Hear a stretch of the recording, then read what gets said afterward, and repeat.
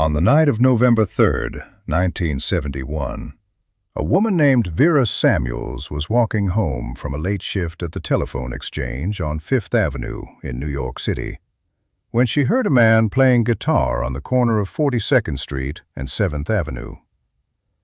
This was not unusual. Street musicians populated the corners of Midtown Manhattan in 1971 the way they always had, with varying degrees of talent, varying degrees of persistence, and the specific stoicism of people who make music in public with no guarantee that anyone is listening. Vera was tired. She had been on her feet for 8 hours.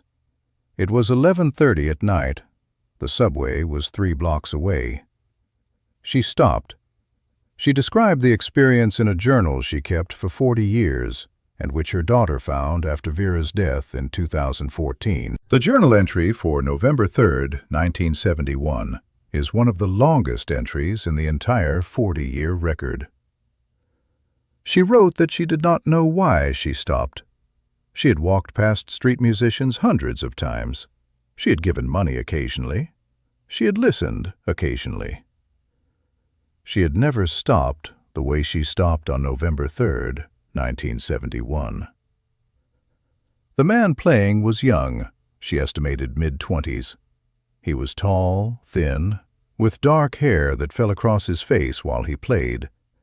He had a battered acoustic guitar and an open case on the sidewalk with very little in it. He was playing something she did not recognize, not a standard, not a pop song, something original. She could tell original from standard in the way that people who listen attentively can tell, which is by a quality of searching that standards do not have. She stood on the corner of 42nd and 7th for 23 minutes. She knew it was 23 minutes because she had checked her watch when she stopped and checked it again when she finally walked away. She was the only person who stopped. Others passed. A few dropped coins without stopping. One man paused briefly and moved on. Vera was the only person who stood still for 23 minutes and listened. Near the end of the 23 minutes, the musician stopped between songs. He looked at her, not with the performer's gratitude toward a good audience, with something more direct. He asked her why she was still there. She thought about it. She said she was listening. He asked if she liked it. She said she didn't know yet. He laughed. It was the specific laugh, she wrote in the journal, of someone who had not expected an honest answer. He asked her what she did. She told him, the telephone exchange. He asked if she played music. She said no. He asked if she listened to much. She said she listened to whatever was there. He said, like right now. She said, like right now. He played 2 more songs. She listened. When he finished, she put $5 in the case, which was, she wrote, more than she could comfortably afford. She said good night. She walked to the subway. She did not know his name. She had not asked. He had not offered. In the journal entry, she described what the music had done. She said it was not beautiful in the way she expected music to be beautiful. It was searching. It was trying to arrive somewhere, and the searching was the point. She wrote, I think he is going to be someone. I don't know how I know this, but I know it. She went back to the same corner twice more in November 1971. He was not there either time. She forgot about it, not immediately, but it settled into the background of her life the way certain moments do, present, but not active. In 1975, she was listening to the radio at home on a Sunday afternoon. A song came on. She recognized it. Not the song, the searching, the specific quality of music that is trying to arrive somewhere, that she had stood in the cold on 42nd Street for 23 minutes to hear in 1971. She leaned toward the radio. She waited for the announcer. He gave the song title. He gave the artist name. She did not know the name. She wrote it in the journal that day. She began paying attention. The musician, whose name she wrote in the journal, and who her daughter found, and who has asked through the family not to be identified, became, across the following decade, one of the recognized voices of American folk and roots music.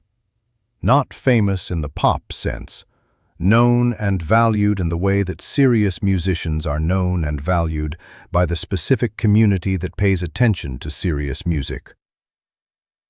Vera followed his career for 40 years. She attended 7 of his concerts across those 40 years. She never introduced herself. She never wrote to him. She never told him about the corner of 42nd and 7th.